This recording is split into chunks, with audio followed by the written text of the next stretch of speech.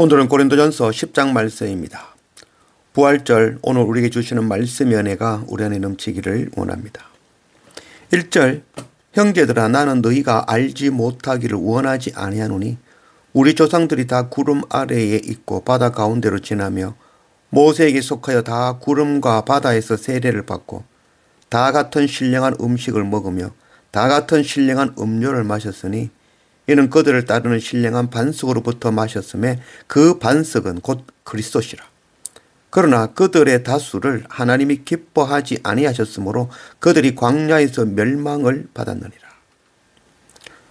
사도 바울이 참 두려운 말씀을 하고 있죠. 이스라엘 백성들이 모세와 함께 출애굽을 하고 홍해를 지나며 세례를 받았고 또 하나님께서 주시는 신령한 음식을 먹고 예수 그리스도 되시는 반석으로부터 신령한 물을 마시며 거룩한 백성으로 구별이 되었죠. 그러나 그들이 처음 출애굽할 때 그때 전쟁에 가능한 그 20세 이상의 남자 60만 3,550명이었죠. 그들이 광야에서 여호수아와 갈렙 그 두 사람을 제외하고는 모두 멸망하고 말았다는 것입니다. 11절 그들에게 일어난 이런 일은 본보기가 되고 또한 말세를 만난 우리를 깨우치기 위하여 기록되었느니라. 그런즉 선줄로 생각하는 자는 넘어질까 조심하라. 사람이 감당할 시험 밖에는 너희가 당할 것이 없나니 오직 하나님은 미쁘사 너희가 감당하지 못할 시험 당함을 허락하지 아니하시고 시험 당할 즈음에 또한 피할 길을 내사 너희로 능히 감당하게 하시느니라. 출애굽한 이스라엘 백성들이 광야에서 멸망한 것을 통하여서 오늘 지금 우리에게 본보기가 되게 하셨다라고 말씀하고 있는 것이죠. 출애굽한 그 백성들 전쟁에 가능한 남자들이 60만 3,550명이었죠. 그들이 광야에서 전부 멸망한 이유 그 첫 번째가 바로 하나님 아닌 애굽의 우상 송아지를 섬겼기 때문인 것입니다.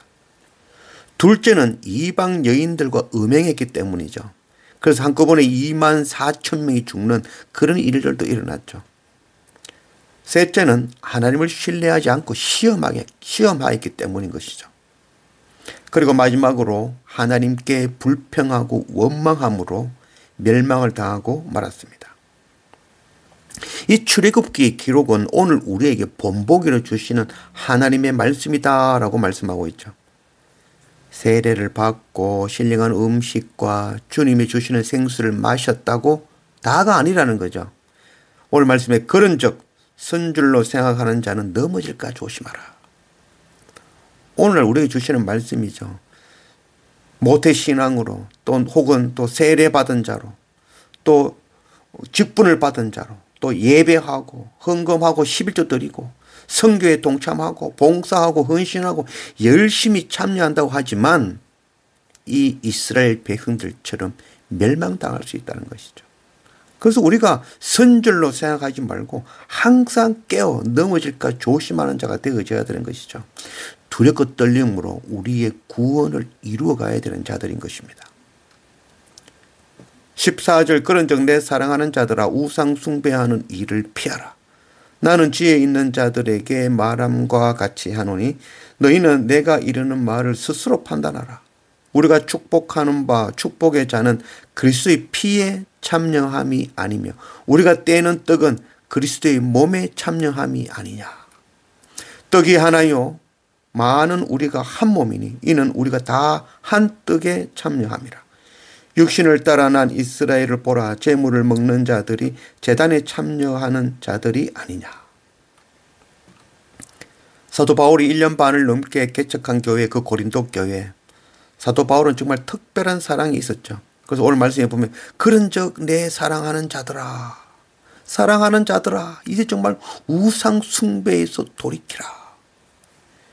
이스라엘 백성들이 광야에서 멸망당한 첫 번째 이유가 바로 우상 숭배라는 것이죠. 하나님께 예배를 드리고 떡을 떼고 잔을 마신다는 것이 바로 예수 그리스도의 몸에 동참하는 한 몸이 되는 것이죠. 구약시대에는 하나님께 제사를 드리고 그 제물을 서로 나누어 먹음으로 모든 사람들이 그 하나님의 제사에 참여하는 게 되어지는 것이었죠. 23절 모든 것이 가하나 모든 것이 유익한 것이 아니요 모든 것이 가하나 모든 것이 덕을 세우는 것은 아니니 누구든지 자기의 유익을 구하지 말고 남의 유익을 구하라. 나는 할 수 있고 나는 아무 끄리낌이 없고 내게는 유익하다고 그게 다른 사람에게 상처가 되고 넘어지는 일이라면 그건 옳지 않다라는 것이죠.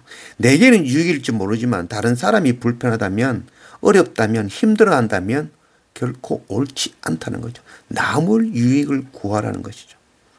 우리는 나의 유익을 구하는 자들이 아니라 형제의 유익을 먼저 구하는 자들이 되어야 되는 것입니다. 왜냐하면 왜 그렇게 해야 되냐면 예수 그리스도께서 우리를 위하여 십자가 고난을 당하셨기 때문인 것입니다. 1만 달란트 6조 원 그 감당 못할 빚을 탕감해 주셨기 때문이죠. 죽을 수밖에 없는 나를 그 보혈의 은혜로 구원해 주셨기 때문이네. 우리는 형제를 먼저 생각하고 섬기고 사랑하고 복음 전하는 것 그거 당연한 것입니다. 31절 그런즉 너희가 먹든지 마시든지 무엇을 하든지 다 하나님의 영광을 위하여 하라. 유대인에게나 헬라인에게나 하나님의 교회에나 그치는 자가 되지 말고 나와 같이 모든 일에 모든 사람을 기쁘게 하여 자신의 유익을 구하지 아니하고 많은 사람의 유익을 구하여 그들로 구원을 받게 하라. 나를 위해 십자가 고난 당하시고 부활하신 그 예수 그리스도의 크신 사랑과 은혜를 안다면 이제 자신을 위해 사는 것이 아니라 하나님의 영광을 위하여 교회를 위하여 형제에게 유익을 위하여 복음 전하는 자로 사는 자가 되어야 되는 것입니다. 법과 규칙과 원칙과 믿음이 옳은 것이지만 그 위에 있는 것이 바로 사랑이죠.